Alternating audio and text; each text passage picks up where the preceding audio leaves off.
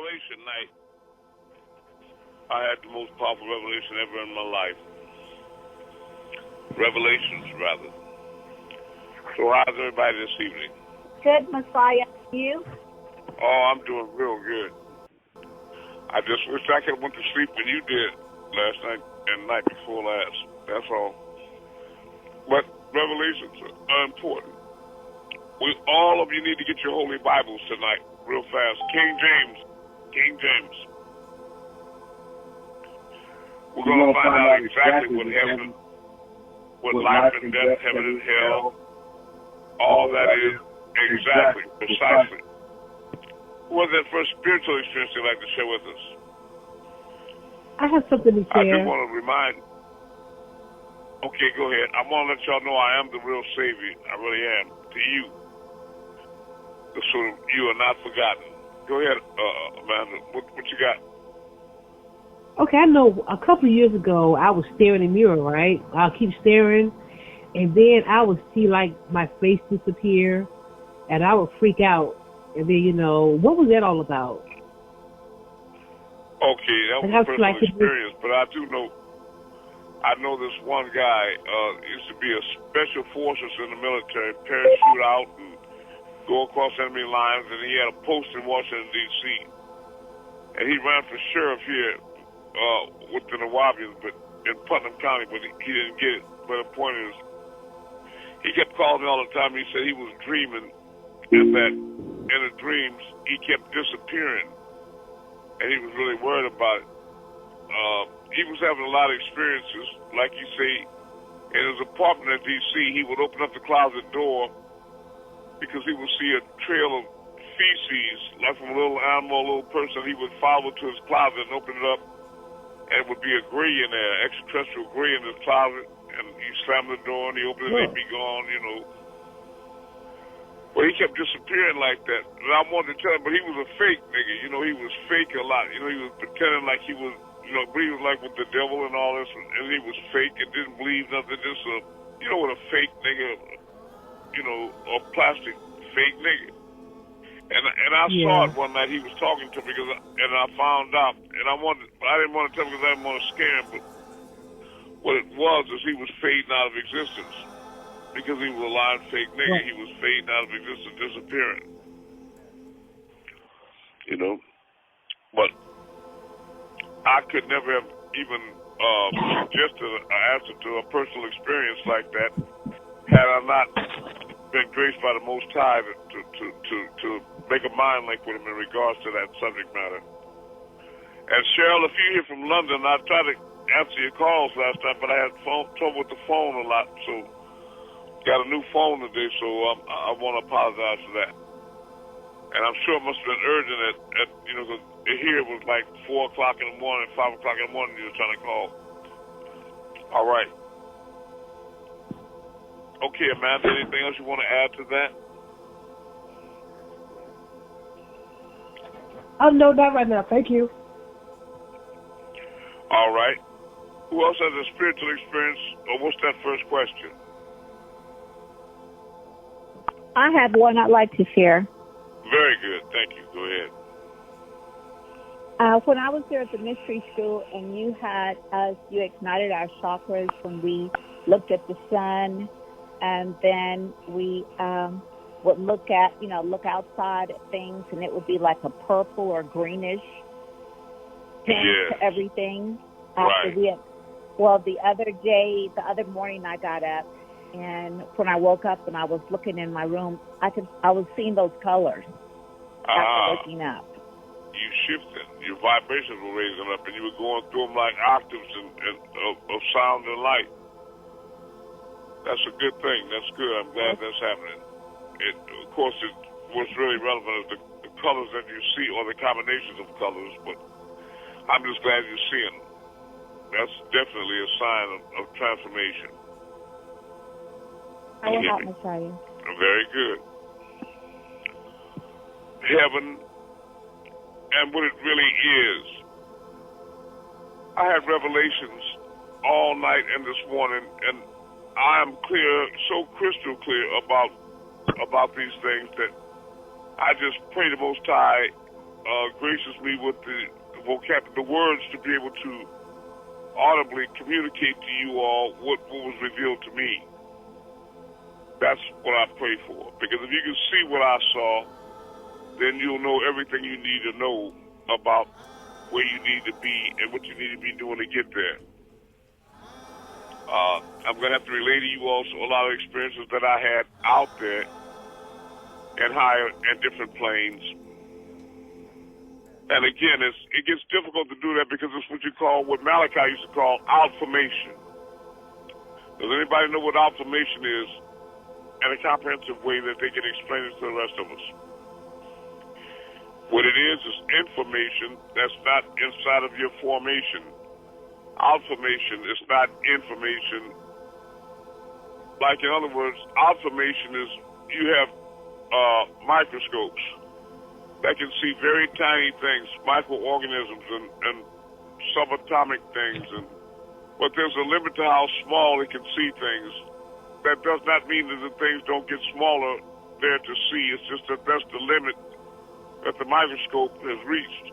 So anything beyond the scope of that microscope is outformation. That means it exists, but it's nothing that you can perceive through that instrument. And a telescope is the same way. You can see far out stars and galaxies and supernovas, etc. But there's a limit to the reach of the telescope.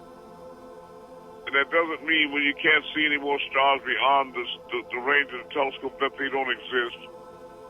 But it does mean that they're beyond the myopia or the viewing strength of any earthly instrument.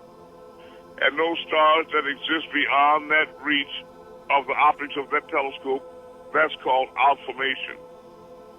They're there, but they're not, you can't be informed about them in your circle of information. Right? Okay.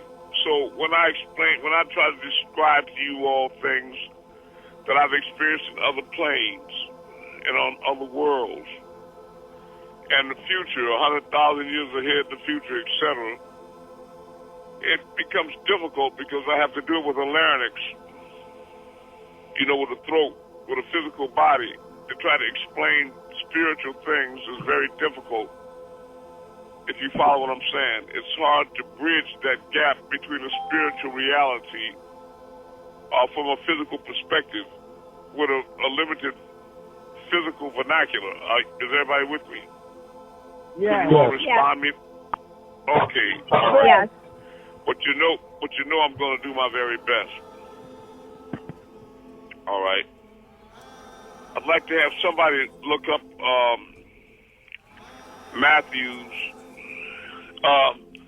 about the parable of the wheat and the tares, right?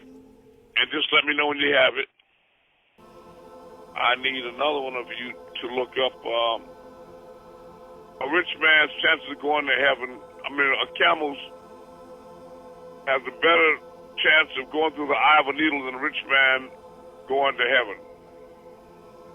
Also, I'd like somebody to look up the Sermon on the Mount from Jesus and give us these verses so we can find them. All right? I want to deal with life after death as well. And I want you to know that there should be clarity after this class in a way that'll allow me to say truthfully that certainly without word heedless of it, but today we have removed from you your veil. Your sight is sharp. All right? Now, my question is to you, who has a question about heaven or what it really might be? Really. And not this fictitious mythological stuff they give you in fairy tales and TV. I think it'll be better to describe it through the spiritual plane. And that would allow you all to grasp what it is through some of your own personal experiences a lot more readily, right? Now, it's been my experience when I travel to other worlds in the spiritual plane, and I've done it extensively, a lot, that usually when I arrive, the sky is a lot closer to the ground, and so moons or planets or celestial objects will be a lot closer to the ground than they are here. And the sun is not as bright. It's not bright like it is here in the sky, like in the summer. Usually, I went to a place with Malachi sitting by the ocean in lotus position that was the brightest, crystal clear summer day I ever experienced before. But I've been thinking about why is it, Amun, that all these worlds you go to, that they have kind of a dim light there. And I realize what it is. It's part of the description of the new heaven and the new earth. When it says that God himself will be the light of that city and be your God. Right, and there will be no heat of the sun there. Well, that's true. Because the night that I was taken up the last time in 2013, 5/26/13, I know that when I woke up with this high wind swirling around like a vortex, I thought it was a tornado, a powerful tornado, pulling up the house. But when I opened my eyes, I had went to sleep with the lights out. It was completely dark, but the room was evenly lit all over. But there was not a central place of focus from like a light bulb in the ceiling or a place that the light you could look to and see that's where the light is coming from. It wasn't that kind of light. It was like it was even everywhere. But it wasn't as bright, but you could definitely see. And that's what it is. It's not necessarily like coming from a sun. In the spiritual plane, there is light. And for those of you that have OBEs and you go through solid objects like mountains or under the ground, you probably were amazed to find that when you were traveling through that mountain or underground, that you could see everything, that there's light everywhere. I don't know what kind of light, or some spiritual light. You know, but that light is, thank you, it's evenly spaced all over. Does everybody understand what I'm saying? Can you kind of visualize what I'm saying? That you can't point to a source of light, but you can see everything clearly. Just not as bright as you. Yes, okay. Well, that's kind of like the spiritual plane is. It's like when you have a dream and you travel in different places. It's like that. It's like everything's a kind of a vague, shadowy backdrop, right? It's kind of, I don't want to say hazy, but it's not as vivid. The lines are not as vivid and sharp as they are here. Like the outline of doors of people, you know. Sometimes they come in a lot clearer than others, but usually, you know how dreams can be not as physical or crisp. That's been my experience anyway. Do you all, when you dream, do you see things as clear as you do here? You do. Okay. Sure. Well, Hotep said he sees things just as clear. You do too, brother? Yes, sir. Yes, sir. Okay, it looks just as clear. Doors and everything, and people look just like they do here. Well, that's good. Yes, they do. Yes. Okay, I'm glad to hear your tone and voice too. Bless your soul. All right. Okay, so now, Yes, sir. so we just discovered something that we have different experiences, or otherwise we're going to different planes. Because I know that the higher the frequency, the further removed you are from the physical plane, and things resemble the physical plane a lot less. So I'm interested, Katat, when you dream, is it as clear as it is here to you? Objects and houses and trees and people. When you see things in your dreams, Katat, are they as clear when you have spiritual experiences? Do they look vague or do they look as clear as they do right here? The most vivid ones look as clear as they do here. They do. Okay. All right. I know. Like I said, I had some that are very clear. Like I said, with Malachi, it's clearer than it is here. But usually, on the vibration I'm on, it's so high that it's very vague comparatively to what you call the physical plane. But, however, personalities are clear. You know who people are. You know who you are. You understand things consciously even clearer than you do here, right? Also, it's been my experience in these realms that positions or locations change with the speed of thought. You can be one place in one situation, and as soon as you change your mind, you find yourself in another location in a different situation. Has that been your experience, family? Or is it different? Two. See, I'm trying to reach you all through your own experiences, you see. Go ahead. Yes. Say it again. Yes, the same. You've had that, it's like that with you too? It changes with your mind, right? Yeah, quickly. Okay. That's Yeah, right. very quickly. Right. So that means that there won't be, for one thing, in what you call heaven, there won't be the fail-safe that you have here. You know, because you are creating everything with your own mind. I want to make you all very aware of that again. But here you have a fail-safe because of the negativity here. You could think of something silly like get mad with a friend, and then you think something very negative, and then they just would just burst into flames and be a pile of ashes and smoking boots or something, you know. And then you regret. But there in heaven, there's no negative energy that can vibrate on that frequency, so you're unbridled. They take that restriction off of you, and whatever you think of comes through instantly. Whatever you think of or imagine comes through instantly. Are you following what I'm saying?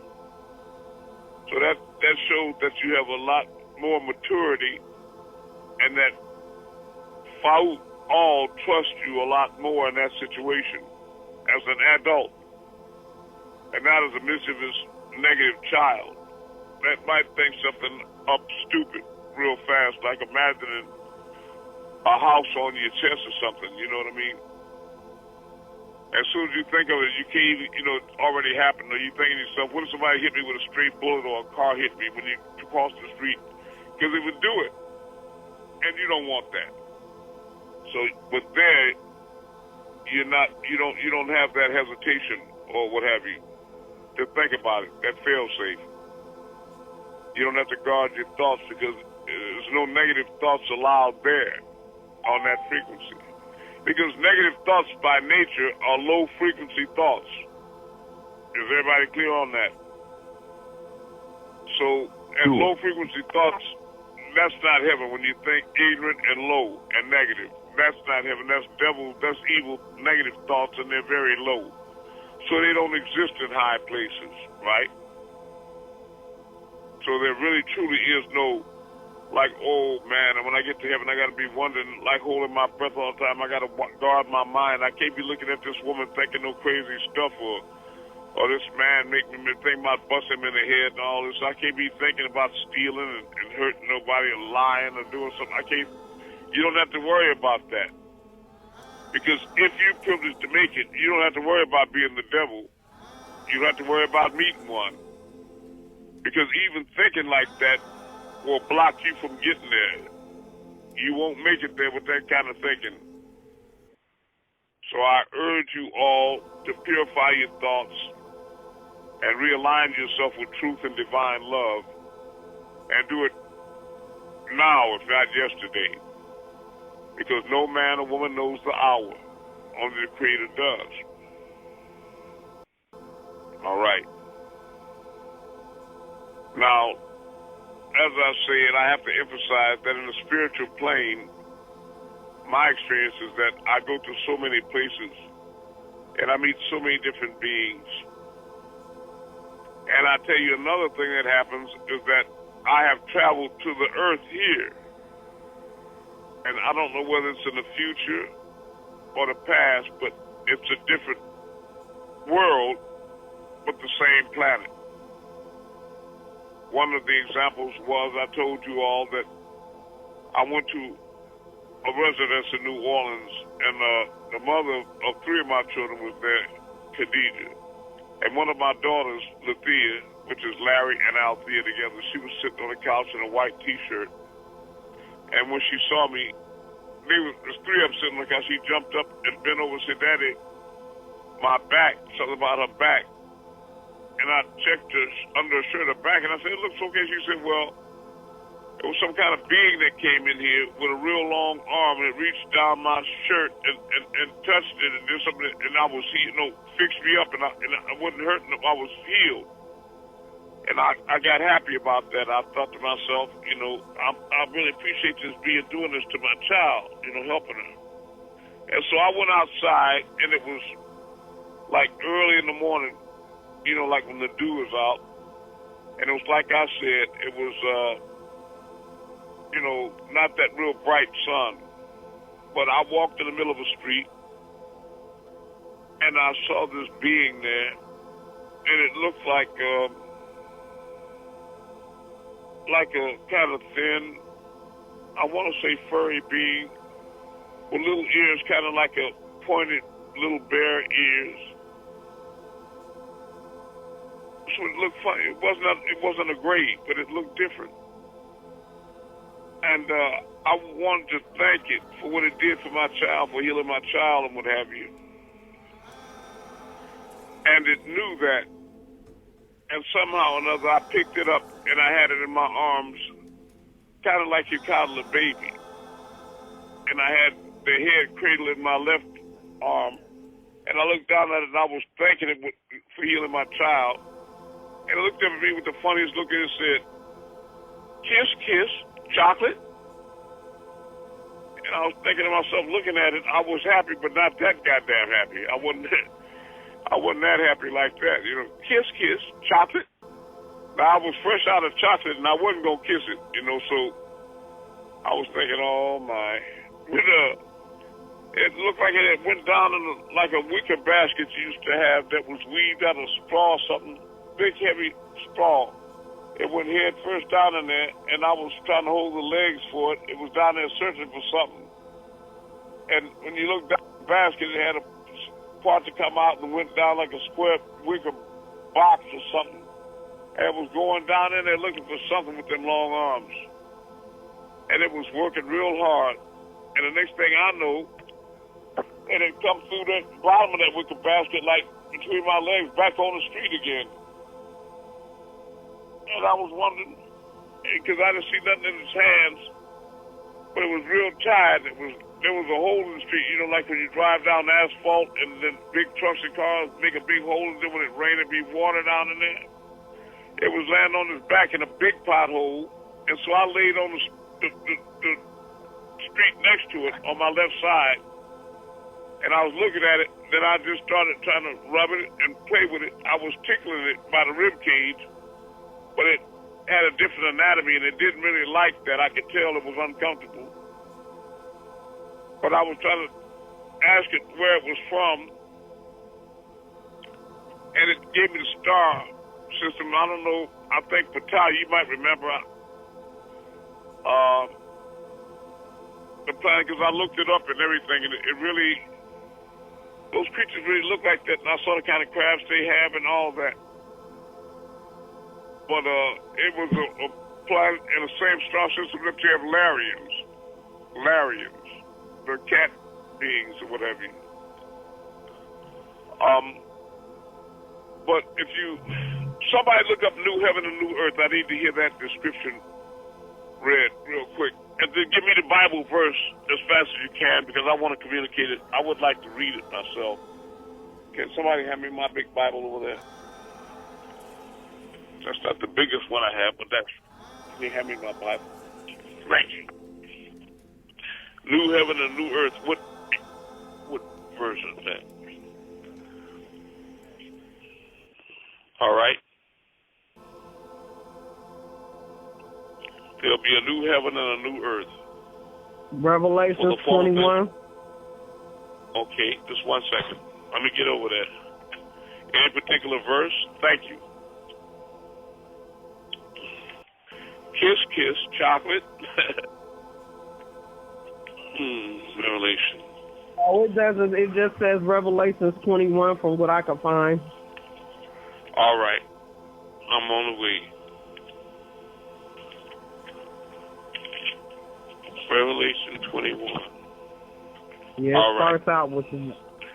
I see it. Thank you so much. All right. And I saw a new heaven and a new earth. For the first heaven and the first earth were passed away, and there was no more sea. All right. Now, that's odd. I went to a place one time, and I was walking fast, and Malachi was walking behind me, following me. And it was one of my students, a disciple named Susie. She was a lady in New York that was in her 80s. I really loved Susie a lot. And she did a lot for the mission, constantly supporting spiritually, financially, in every way. And I was walking through her place, and I saw her on the couch, and I was blessing her and thanking her and apologizing, not doing more. And we walked through the wall, and then we walked out on water, and it was a lot of vortexes, and it was taking me up and bringing him with me. But that was just something I want to interject. All right. Again. And I saw a new heaven and a new earth. For the first heaven and the first earth were passed away, and there was no more sea.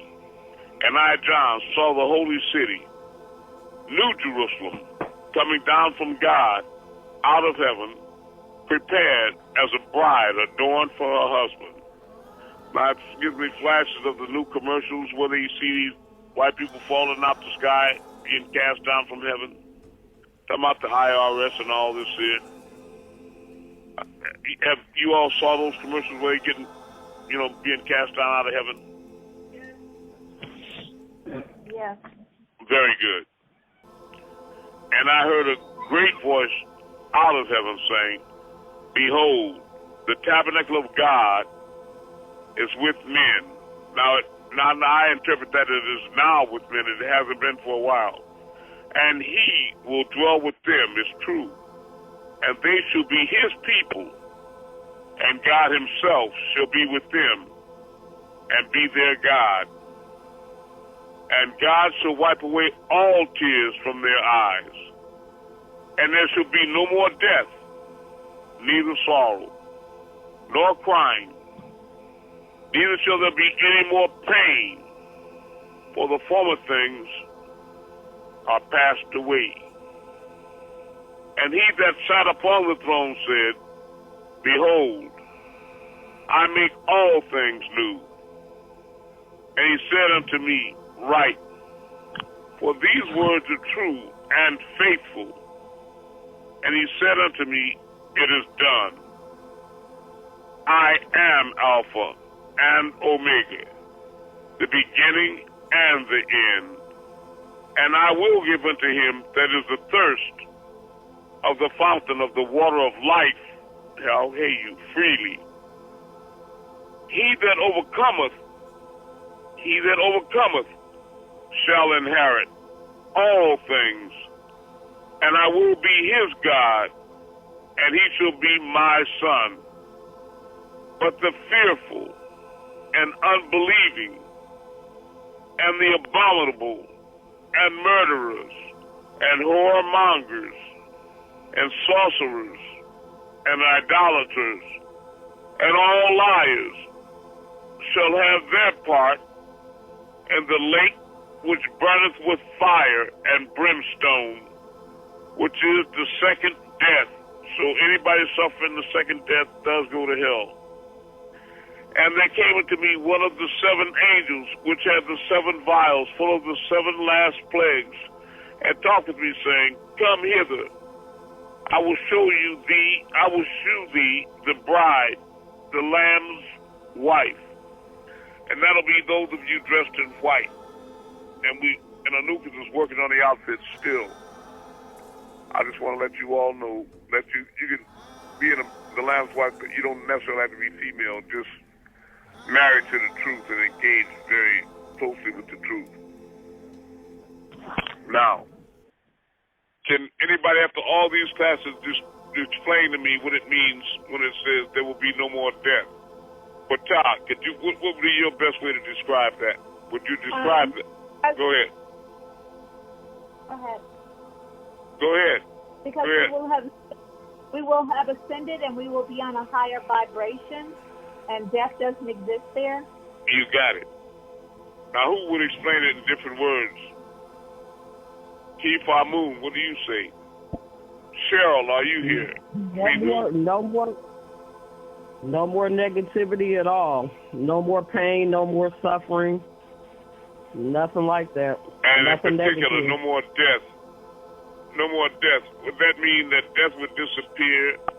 Or is that there never was anything such as death, but that this God that's now with you will reveal to you the reality that you were immortals all the time, and the only thing relevant is whether you spent your eternity in heaven or hell. I would agree. All right. And Katat, how would you explain that no more death? Yeah, I would say something like death was an illusion in the first place. That's right. Death is an illusion, right? But to experience the second death, all you have to do is cling to the physical world and the physical body, because the law of gravity will break it down and pull it back into the earth, ashes to ashes and dust to dust. And somebody has to realize that you're no longer with us. So the whole concept of physical reality is a low vibration that can't continue. It doesn't have any longevity. So people that try to cling to the world as they know it, to their cars and money, power, good looks, or whatever they think that their children, or whatever they think they possess, their homes and this and that and the other, bank accounts, and you're on a fool's errand, because you know that those things that you hoard up just for moths to eat up and for them to be consumed and turn to dust and for thieves to take away, it's not going to do you any good, because you can't take it with you anyway. You can't take it with you. You can't put your houses and your cars and things inside of your casket. And I know people talking about, well, they buried Elvis in his favorite Cadillac. The point to be made is that he's not driving it, though, you see, so let's not be silly. Right? So now what are you hoarding up all those things for? And what would it profit a man to gain the entire world and lose his or her soul? Somebody tell me what that would profit a person. Nothing. Nothing. All right. So do you all believe there's a such thing as time, or is everything here and now? Everything's here and Everything now. is here and now. So it's even an illusion that you having it for a certain amount of time. You never possess anything, do you? Anything. No. Cool. Does anybody believe there's a such thing as things? No. No, they don't exist, and I've proven it to you how many times and in how many ways.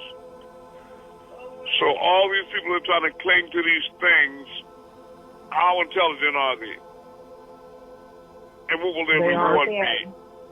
And their reward will be what? Eternal hell, right? Yes. Disappointment, hell, and pain. Because with the lack of a physical body, they won't be able to participate in the physical reality that's also fading away, right? Dimensional shift, and I would encourage everybody to research the Mandela effect. Look up and Google the Mandela effect and ask the question in Google also, why are white people dying faster than being born? Why are Chinese dying faster than being born? And why are people in India, the Hindus, dying faster than being born? And I think that you see a connection there. When you look all over Europe and see these gargoyles and these knights around, talking about they've been fighting dragons and dragons here and dragons there, and dragons of Draco all over India and in China into the dragon. Every kind of a dragon you can think of, a dragon culture. Michael and his angels fought against the dragon and his angels. Now I want you to see them falling from heaven, and there was no more space found for them in the heavens. Is everybody clear what's taking place here? Yeah. And this is the final judgment, and I'm here to reveal to you the truth so that every man and woman will be sufficient as a witness against themselves on that day, this day, all right? Certainly thou wert heedless of it, but the day we have removed from you your veil, so your sight will be sharp. So now, somebody read to me about the eye, the needle, and the camel that can read loud and clear. Yes, Matthew 19 and 24. And again I say unto you, it is easier for a camel to go through the eye of a needle than for a rich man to enter into the kingdom of God. Right. That's exactly right. So what's being said here is that a big giant camel can fit through a tiny eye of a needle much easier than a rich man can get into the kingdom of heaven and avoid hell and death, right? And the reason for that is because he or she would be clinging to their earthly goods that they think are real, right? And they would put that in front of the Heavenly Father, in front of truth, and in front of their very souls, right? And even when their body deteriorates, they would be clinging to life, even if they were just an upside-down head protruding out the belly of a jackass. They would just be carried around the world with their head dragging through feces and everything just to keep a connection with this dying world. And you all know it's fading away, Mandela, because when you go to the supermarkets, you don't see the groceries and things. The shelves are getting a lot more scant, and the weather's getting a lot more treacherous, and people are dying. There are more plagues and wars and rumors of wars and earthquakes in diverse places, and mothers against daughters and fathers against sons and brothers against brothers and what have you. All the signs that you were given in the book of Revelations, right? All right, now, who's got that Matthews about the parable of the wheat and tares? I got it. Okay, tell me what verse in Matthew at this minute. What chapter? Is it 14? What chapter is it? It's chapter 13, verses 24 through 30. Oh. Verse 24 through 30. Now, okay. But I did want to start a little earlier in the beginning of chapter 13, because the reason why is because I know that you all are beginning to mature spiritually and consciously, so that things that didn't make sense to you are now perfectly clear to you. That's what I mean by certainly thou wert heedless of it, but today we have removed from your veil, your sight is sharp. Now, starting at Matthew chapter 13, the same day when Jesus, out of the house and sat by the seaside, and great multitudes were gathered together unto him, so that he went into a ship and sat, and the whole multitude stood on the shore. And he spake many things unto them in parables, saying, Behold, a sower went forth to sow, to sow seed. And when he sowed, some seeds fell by the wayside, and the fowls came and devoured them up. Some fell upon stony places, where they had not much earth, and forthwith they sprung up, because they had no no deepness of earth. And when the sun was up, they were scorched, and because they had no root, they withered away. And some fell among thorns, and the thorns sprung up and choked them. But others fell into good ground and brought forth fruit, some 100-fold, some 600-fold, some 30-fold. Who hath ears to hear, let him hear. And the disciples came and said unto him, Why speakest thou unto them in parables? And he answered and said unto them, Because it is given unto you to know the mysteries of the kingdom of heaven, but to them it is not given. So people that haven't been with me now, they hear these things and it'll still be vague to them. And what's that supposed to mean? Okay. And in them is fulfilled the prophecy of Isaiah, which saith, By hearing ye shall hear, and shall not understand, and seeing ye shall see, and shall not perceive. For this people's heart is waxed gross, and their ears are dull of hearing, and their eyes they have closed, lest at any time they should see with their eyes, and hear with their ears, and should understand with their heart, and should be converted, and I should heal them. But you see, in other words, the Most High is keeping them suman, uman, and bookman, deaf, dumb, and blind, so they return not. These people were born for hell. But blessed are your eyes, for they see, and your ears, for they hear. Right? So I'm saying to you all, blessed are your eyes, for they see, and blessed are your ears, for they do indeed see.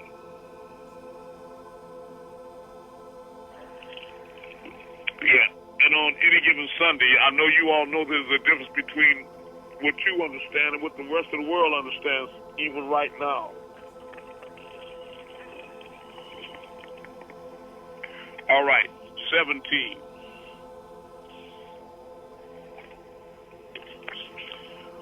For verily, I say unto you, that many prophets and righteous men have desired to see those things which ye see, and have not seen them, and to hear those things which ye hear, and have not heard them.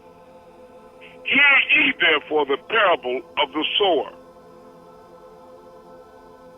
When anyone heareth the word of the kingdom, and understandeth it not, when anyone heareth the word of the kingdom, and understandeth it not, then cometh the wicked one, and casteth away that which was sown in his heart. You see, so when you can teach the truth to them, the devil goes to their heart and defiles that teaching. This is he which receiveth seed by the wayside, or the ones that get it on the barren rocks or what have you, like he's talking about those people. They don't flourish. But he that receiveth the seed into stony places, the same is he that heareth the word, and what is this? Anon, A-N-O-N, is that it?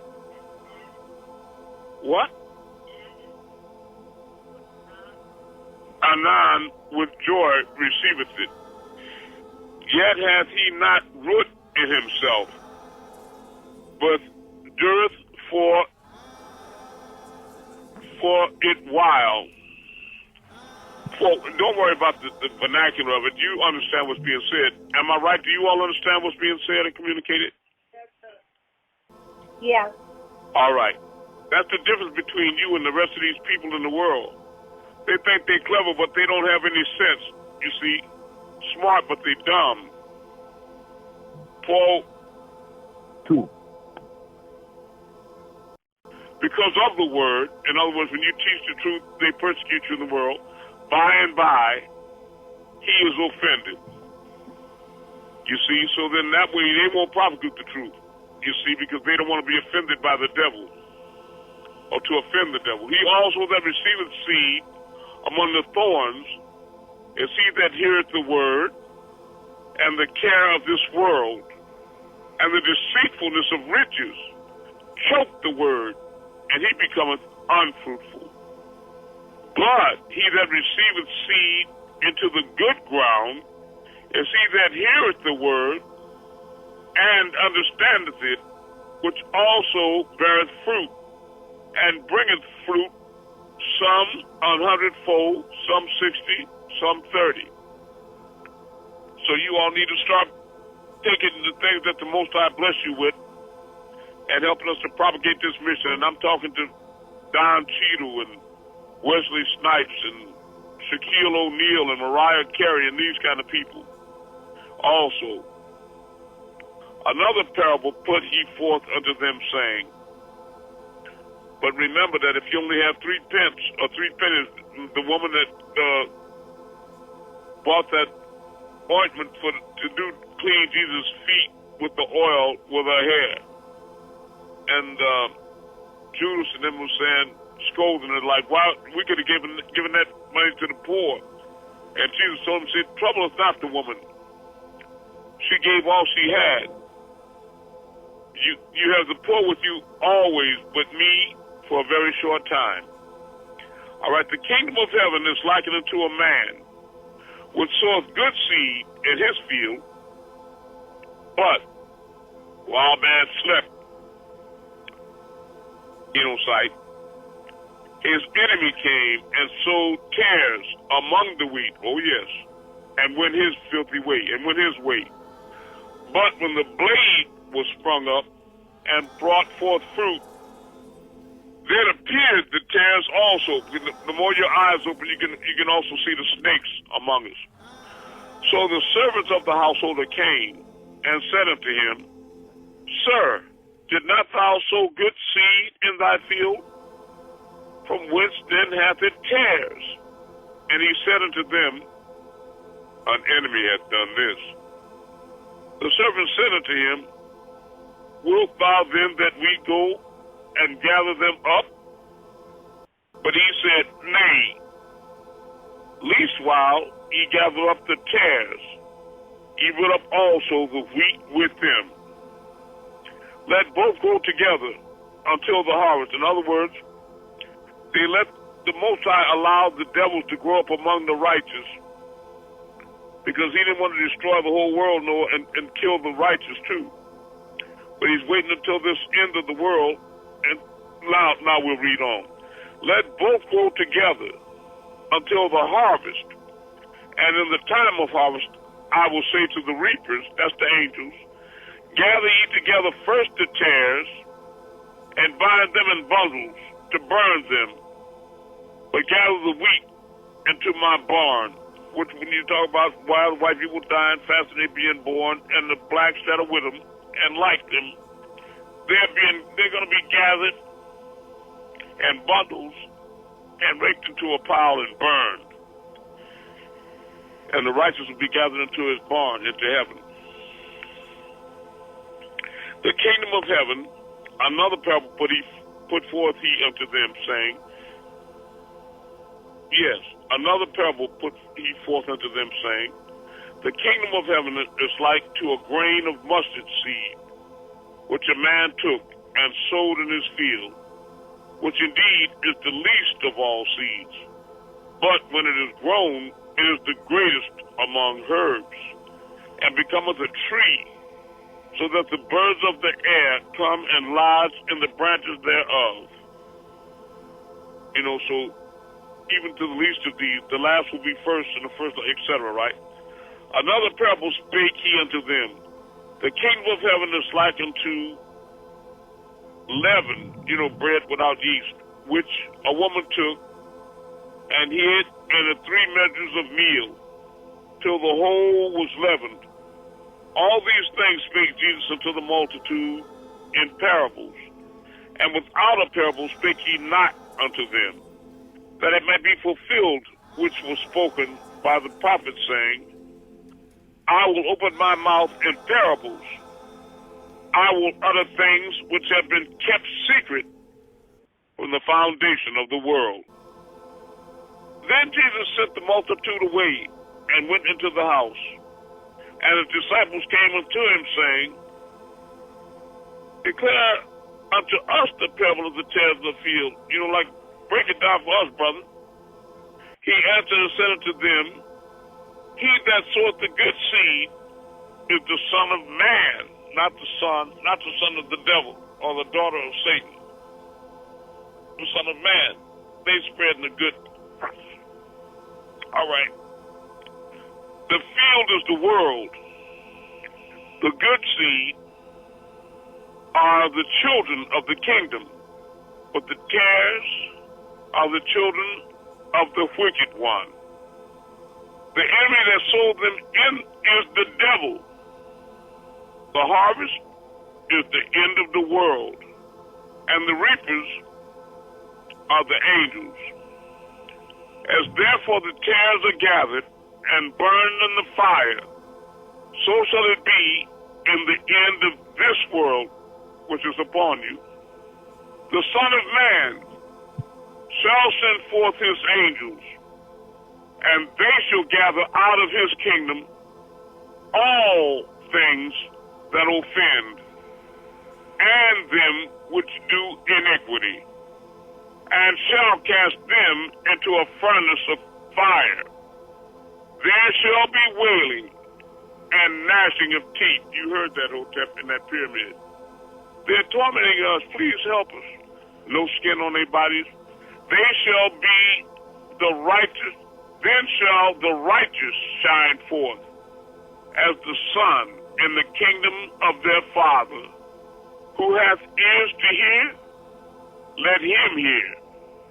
Again, the kingdom of heaven is likened to a treasure hid in a field, the which when a man hath found, he hideth, and for joy thereof goeth and selleth all that he hath, and buyeth that field,